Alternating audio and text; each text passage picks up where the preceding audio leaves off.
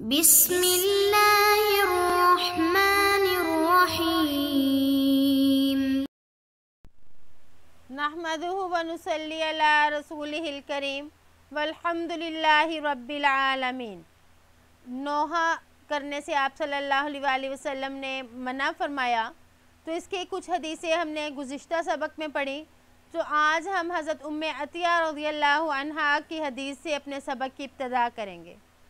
وَعَنْ أُمِّ عَطِيَّةَ نُصَيْبَةَ بِضَمِّ النُّونِ وَفَتْحِهَا رضی اللہ تعالی عنہا قالت اخذ علینا رسول اللہ صلی اللہ علیہ وسلم عند البیعۃ ان لا ننوح۔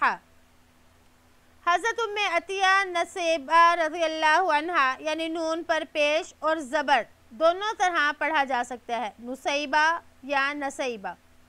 روایت کرتی ہیں کہ رسول اللہ صلی اللہ علیہ وسلم نے بیعت کے وقت ہم سے یہ عہد لیا کہ ہم نوحہ نہیں کریں گی۔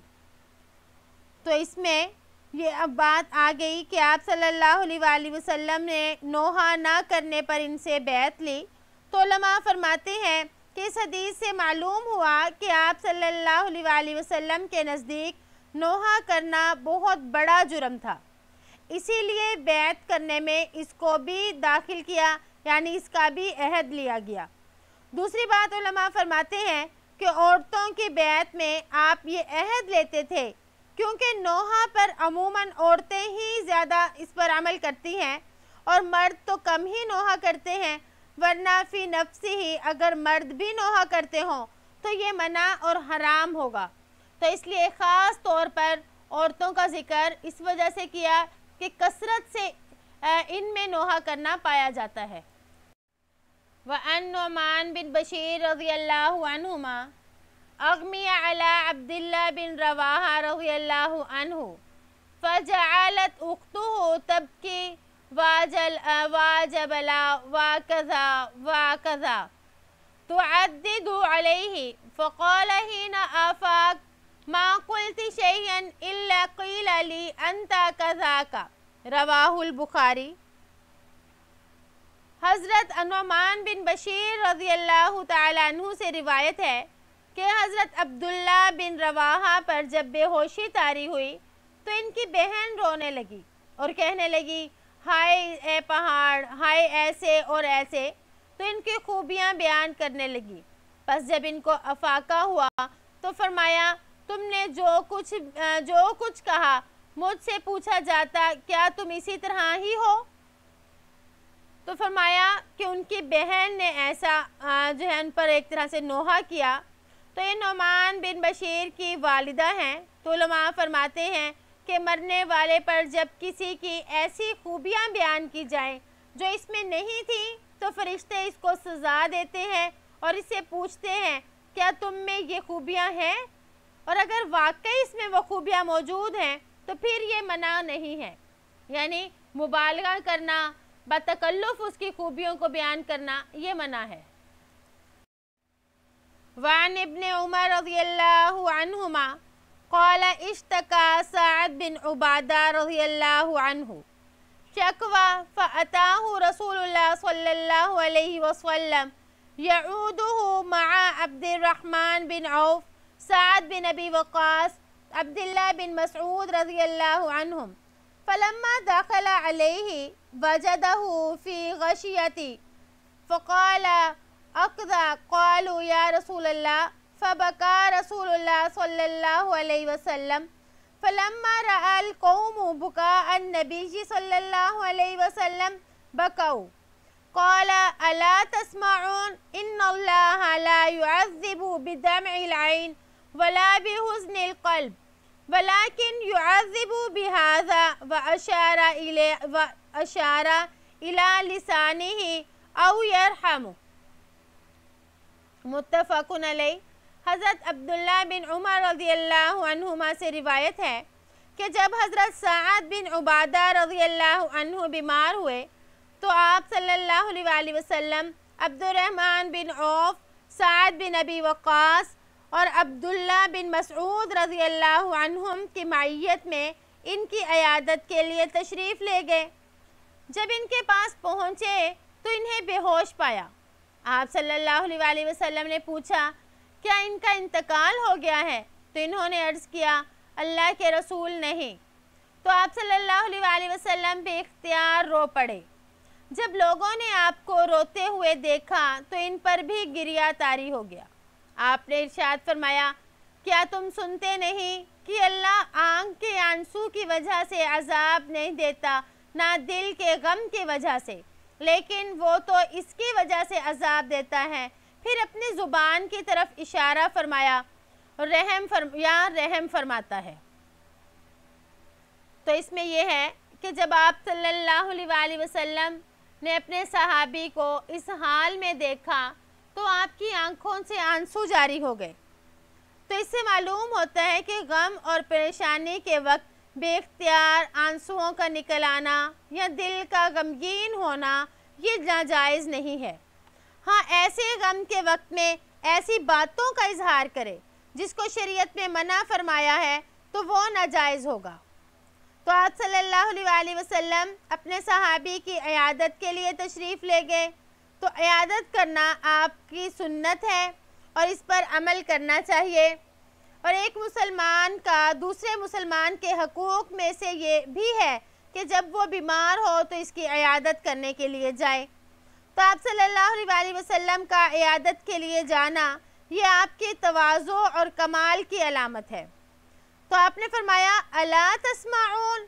کیا تم سنتے نہیں؟ تو اس سے معلوم ہوا کہ بات کرنے سے پہلے سامعین کو متوجہ کرنا چاہیے تاکہ وہ پوری توجہ سے بات سنیں۔ پھر آپ نے فرمایا ان اللہ لا يعذب، کہ اللہ عذاب نہیں دیتا۔ تو علماء نے اس سے استدلال کیا کہ موقع کی مناسبت سے احکام کی تلقین کرنا چاہیے، یہی عمدہ مناسبت اور اچھا اسلوب ہے، اور یہی طریقہ دل نشیں ہو جاتا ہے۔ یا آپ نے فرمایا او یرحم، یہ اللہ رحم فرماتا ہے۔ اگر صحیح کلمہ کہا جائے، مثلا مرنے کے بعد یہ کہا جائے لا حول ولا قوت الا باللہ یا انا للہ و انا الیہ راجعون، یعنی اگر کوئی ایسے درست کلمے کہے جائیں تو پھر اسی زبان کی وجہ سے اللہ پاک اپنی رحمت کرتا ہے۔ تو اب یہ زبان ہی ہے تو ہم اس کو برے کلمات میں نہ استعمال کریں بلکہ اللہ کی مرضی والے کلمات میں استعمال کریں گے تو پھر ہمیں اس پر اجر ملے گا۔ وعن ابی مالک اشعری رضی اللہ عنہ قال قال رسول اللہ صلی اللہ علیہ وسلم، حضرت ابو مالک اشعری رضی اللہ عنہ سے روایت ہے کہ آپ صلی اللہ علیہ وسلم نے فرمایا النائحۃ اذا لم تتب قبل موتها تقام یوم القیامۃ وعلیہا سربال من قطران ودرع من جرب، رواہ مسلم۔ فرمایا کہ اگر نوحہ کرنے والی عورت اگر مرنے سے پہلے توبہ نہ کرے تو اسے قیامت کے دن اس طرح کھڑا کیا جائے گا کہ اس پر تار کول کی قمیص اور خارش کی زرہ ہوگی، استغفر اللہ۔ تو اس میں نوحہ کرنے والیوں پر سخت وعید جو ہے وہ آپ صلی اللہ علیہ وسلم نے بتائی۔ اگر اس سے مرنے سے پہلے توبہ نہ کی جائے تو اللہ سے معافی نہ مانگی گئی تو اس کو قیامت کے دن تار کول کی قمیض اور خارش کی زرہ کا مخصوص قسم کا عذاب ہوگا۔ تو کتنا سخت عذاب ہے، تو اس لیے نوحہ کرنا ہی نہیں چاہیے، لیکن اگر کسی نے کیا تو اس کی فوراً توبہ کر لینی چاہیے، کیونکہ موت کا تو کوئی وقت مقرر نہیں، اس لیے توبہ کر لیں تاکہ دنیا میں ہی اس کا یہ گناہ معاف ہو جائے اور اتنی سخت سزا سے بچ جائے۔ وعن اسید بن ابی اسید تابی